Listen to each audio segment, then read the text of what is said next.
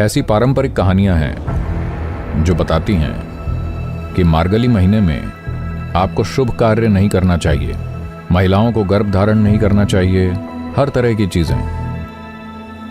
और वो कहती हैं कि इस समय कुछ खास आत्माएं आप पर आ जाएंगी और आप बुद्धू हो जाएंगे। तो मार्गली का महीना आ रहा है। 16 दिसंबर से 14-15 जनवरी तक मार्गली है, 14 तक मार्गली है। इसके मायने ये हैं कि अगर हम जड़ता को देखें पृथ्वी के उत्तरी गोलार्ध में, तो ये वो महीना है जब जड़ता अपने चरम पर होती है, यानी कि अनजाने में ही हर चीज धीमी हो जाती है। शरीर भी धीमा होने की कोशिश करता है। हमें यह सुनिश्चित करना चाहिए कि हम सक्रिय रहें, नहीं तो शरीर के धीमा होने का असर सिर्फ शरीर पर नहीं होता, ये मन को भी अपने में खींच लेगा और उसे थोड़ा डिप्रेस कर देगा। ये दुनिया में हर जगह रिकॉर्ड किया गया है कि सर्दियों के महीनों में मनोवैज्ञानिक रूप से डिप्रेस होने की स्थिति में कई गुना इजाफा होता है। मुझे आंकड़े नहीं पता, पर यह कई गुना बढ़ता है,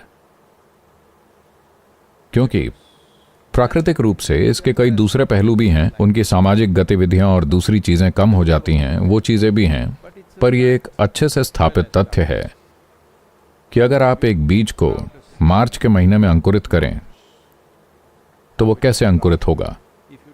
अगर आप उसी बीज को मार्गली यानी दिसंबर जनवरी में अंकुरित करें तो वो कैसे अंकुरित होगा, इसमें अंतर है। इसी वजह से दक्षिण भारत में ये लगभग प्रतिबंधित सा था कि कोई भी महिला इस महीने में गर्भ धारण ना करे। अगर वो इस महीने में गर्भ धारण करती है तो हो सकता है आने वाला बच्चा उतना विकसित ना हो। तो बहुत सी सावधानियां बरती जाती हैं कि एक महिला इस महीने में गर्भ धारण ना करे, क्योंकि इस महीने में जो अंकुरित होता है वो सबसे अच्छी गुणवत्ता का नहीं होता। ऐसी पारंपरिक कहानियां हैं जो बताती हैं कि मार्गली महीने में आपको शुभ कार्य नहीं करना चाहिए, महिलाओं को गर्भ धारण नहीं करना चाहिए, हर तरह की चीजें।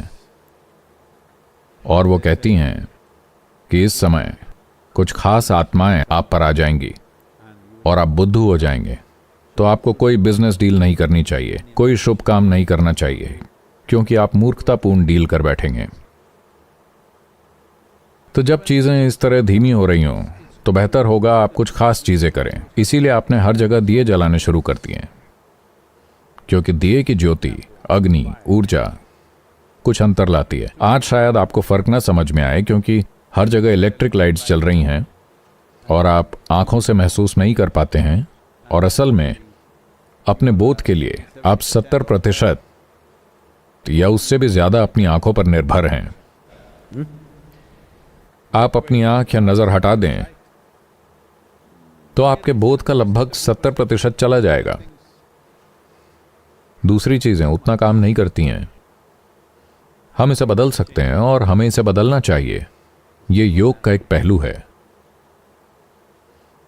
कि हम आंखों के बोध को कम करना चाहते हैं, उसके अनुपात को कम करना चाहते हैं। आपको अपनी दृष्टि नहीं खोनी है, नहीं, आप इसे कम करें। आंखें बंद करके बैठने के पीछे का उद्देश्य यही है। आंखें बंद करके बैठना यानी आपका दृष्टि बोध गया। वो क्या बातें कर रहे हैं? शुरुआत में ऐसी समस्याएं होंगी, कुछ समय बाद ऐसा होगा कि चाहे मंद हवा बह रही हो या कोई बात कर रहा हो या कुछ और बकवास चल रही हो, सब बराबर लगेगा, बस शोर। हेलो, कुछ समय निकालिए ये समझने के लिए, नहीं तो हर आवाज, एक आवाज अच्छी है, दूसरी भयंकर है। ये आवाज सुंदर शब्द है, वो आवाज गंदा शब्द है।